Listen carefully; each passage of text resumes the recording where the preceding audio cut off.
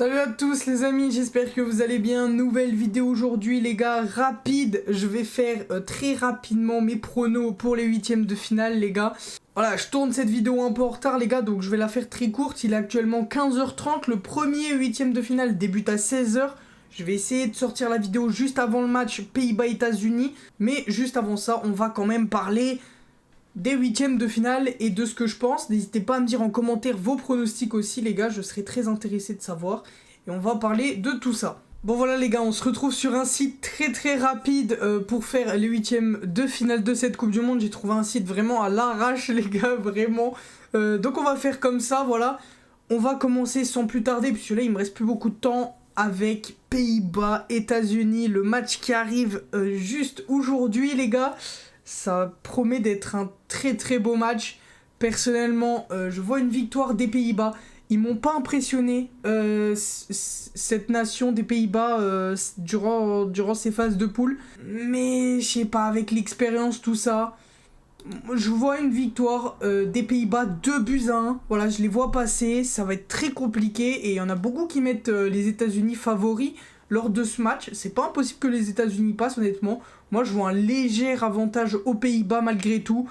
Malgré que leur phase de poule ne soit pas hyper convaincante dans leur jeu, j'ai trouvé, notamment au milieu de terrain où ça manque quand même, avec un gros Gakpo durant ces phases de poule qui a mis ses buts, quoi, qui a fait ses stats. Donc c'est pas mal, léger avantage aux Pays-Bas. Pour le match de ce samedi soir, les gars, Argentine-Australie, je vais pas vous mentir, moi je vois l'Argentine clairement passer. Je les vois gagner 2-0 face à l'Australie. Ça va être un match pas simple pour les Argentins.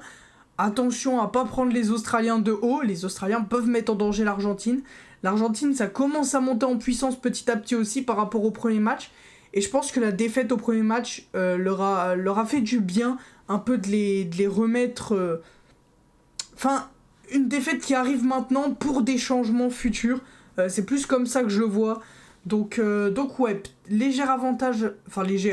gros avantage à l'Argentine pour moi, même si dans le jeu ça va pas être simple non plus, mais je vois quand même l'Argentine bien au-dessus des Australiens. Passons maintenant à Japon-Croatie les gars, ça risque d'être un très beau match ce match-là. Personnellement les gars, je vois la première surprise de ces huitièmes de finale avec la qualification du Japon, peut-être au tir au but, dans les prolongations ou dans les fins de jeu. On sait que les Japonais aiment bien durer sur la longueur et voilà, avec les changements, tout ça, se mettre à jouer entre guillemets lors de la seconde période.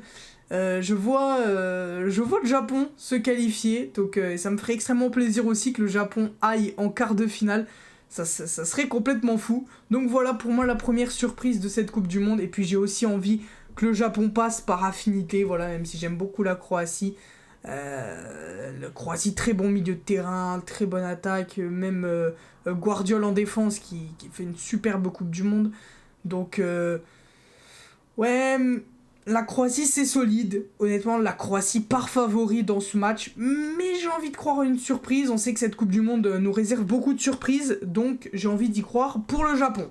Passons maintenant à Brésil-Corée. Cette fois-ci, malheureusement, je ne vais pas voir de surprise et je vais voir le Brésil s'imposer.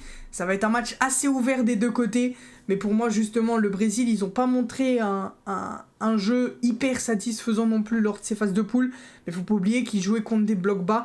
Et je pense que le Brésil sera beaucoup plus fort contre les équipes où il y a de l'espace, où ils peuvent... où il y a de l'espace, tout simplement. Et c'est pour ça que je vois le Brésil gagner. Je vois pas la Corée jouer en bloc bas. Je vois pas la Corée jouer à 11 derrière. Donc, léger. Avantage au Brésil selon moi. Ça va pas être simple non plus, pardon. Pour le Japon-Croatie, les gars, je vois un petit résultat de 2-1. Voilà, un petit résultat de 2-1. C'est vrai que je l'avais pas donné le résultat. Mais voilà, petit 2-1 pour le Japon. Maintenant, Brésil-Corée, je vois plus un 3... Un 3-1 Brésil. Un 3-1 Brésil. Je pense vraiment que le Brésil va faire le taf et j'hésite même entre le 3-0. Ça va pas être simple pour le Brésil, surtout que la Corée a fait son chemin et n'a plus rien à perdre. Donc ils vont peut-être se... Enfin, avec la confiance et tout, ça peut vraiment aller embêter les Brésiliens. Donc on verra bien, mais je donne quand même le Brésil le Brésil gagnant de ce match. Angleterre-Sénégal, les gars, lors de mes pronos, j'avais donné le Sénégal gagnant, lors de ma toute première vidéo des pronos de toute la Coupe du Monde. Cette fois, je vais changer de pronostic avec la blessure de Mané aussi, qui pour moi déséquilibre le tout, et je crois qu'il y a des absents du côté du Sénégal. Je vais mettre l'Angleterre, parce que l'Angleterre, je les vois vraiment bien durant cette Coupe du Monde. Je sais qu'à chaque fois on dit ça, et à chaque fois ça se passe pas très bien, même dans le jeu, c'est pas hyper convaincant. Mais moi, ce qu'ils m'ont montré lors du premier et du dernier match m'a satisfait quand même. Et j'aimerais bien voir Foden d'aligner, pour le coup, avec un Rashford, un Saka et un Kane. Moi, j'enlèverais Mount et Sterling, qui pour moi ont montré de moins bonnes choses que Foden et Rashford qui est sur une super dynamique, donc j'espère qu'il va jouer pour les Anglais. Donc voilà, j'ai pas grand chose à dire. Léger avantage à l'Angleterre selon moi, qui va gagner sur un 1-0. Voilà, ça va pas être simple, mais l'Angleterre c'est solide de partout, milieu, attaque, défense. C'est une très très grosse nation. Et voilà, je vais donner l'Angleterre gagnant pour ce match. France-Pologne, les gars, je vois la France. Je vois la France 2-0 se qualifier contre la Pologne d'une manière assez simple. Je pense que la Pologne va bétonner, va nous causer quelques problèmes, notamment sur les coups de pied arrêtés. Mais globalement, je vois la France clairement au-dessus avec une large possession. Voilà, je m'en fais pas pour ce match, honnêtement. Je me fais plus de soucis pour le quart de finale qui arrive contre les Anglais plutôt que ce huitième de finale contre les Polonais. Je nous vois clairement dérouler la Pologne, pas dans le résultat, mais dans le jeu. Voilà, j'espère ne pas me tromper et voir la France s'imposer. Maroc-Espagne, les gars, ça risque d'être un gros match, pour le coup. Et on n'est pas à l'abri d'une surprise. Personnellement, je vois l'Espagne vainqueur. Voilà, je vais pas faire le mec à dire ouais, Maroc et tout. Le Maroc a les possibilités de vraiment déranger l'Espagne, comme on l'a vu lors du dernier match Japon-Espagne, où les Japonais ont embêté les Espagnols. Les Espagnols ont énormément du mal à finir leurs actions, malgré qu'ils aient fait tourner aussi contre le Japon quelques joueurs. Mais voilà, je vois un avantage pour l'Espagne qui pour moi a montré que c'était l'une des plus grosses nations avec la France et l'Angleterre sur ces phases de poule, voilà, selon moi. Donc voilà, petit avantage Espagne où je vais dire allez, 2-1. J'hésite avec le 1-1 et victoire sur penalty.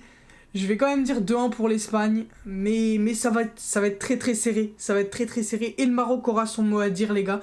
Voilà, ça m'étonnerait même pas que le Maroc passe, parce que le Maroc a montré de très très belles choses durant ces phases de poule. Et pour finir, les gars, on va parler de ce Portugal-Suisse.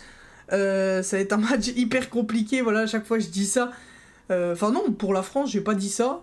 Et pour le Brésil, j'ai pas dit ça non plus. Pour l'Angleterre, j'ai pas dit ça non plus. Donc voilà, ça va pas être simple pour le Portugal, surtout que moi, ils m'ont encore pas convaincu durant ces phases de poule. Ça m'a pas impressionné, c'est toujours bancal, défensivement. J'ai du mal avec cette équipe du Portugal, mais je la vois quand même s'imposer 2-1 contre la Suisse. Je pense que ça va vraiment pas être simple. Donc voilà, je dirais un petit avantage pour le Portugal, une victoire 2-1 contre la Suisse, et ça nous offrirait des très très beaux quarts de finale en tout cas. Je pense, sur les pronos sur lesquels je peux me tromper, ça serait peut-être Espagne-Maroc, où le Maroc pourrait créer la surprise, et sur Pays-Bas-États-Unis, où les États-Unis pourraient battre les Pays-Bas. Bon voilà les gars, c'est la fin de cette vidéo, j'espère qu'elle vous aura plu. C'était très court puisque le match commence très bientôt et je dois faire le montage de la vidéo. Donc cette vidéo devrait sortir tout pile pour le début du match. Voilà.